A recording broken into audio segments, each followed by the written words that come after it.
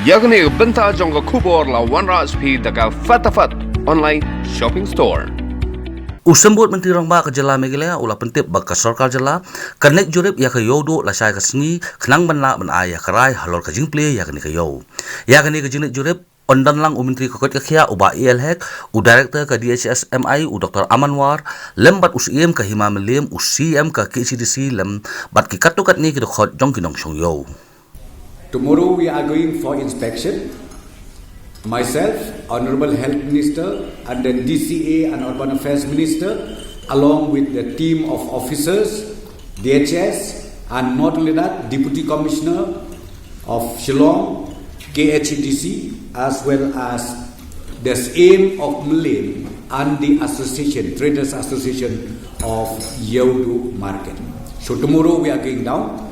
We will do the inspection, and thereafter government will take a call on that. Habairei ba ke Jingplie no ya ki hotel bat ki JAKA JNGOH kai PYRTHEI uba prestun tinsong sembut Menteri Rangba ke Jela Megilea ulah pentip ba ki Deputy Commissioner jong ki district beper kin salum ya ki Jingialang bat barok ki badan benta bat hadien kini ki Jingialang ke Sorkar Jela kan syem ya karai.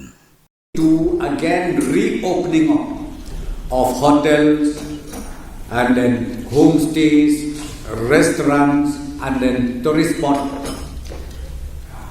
Today the government has decided to direct to all the deputy commissioners with the concerned department to start having a close consultation up to the village level. And this decision we taken today, hopefully we'll be able to get the feedback from all the concerned deputy commissioners within a day or two. And direction has been given to all the deputy commissioners as well as the line department to have a close consultation immediately. And thereafter, government will take a final decision on this matter.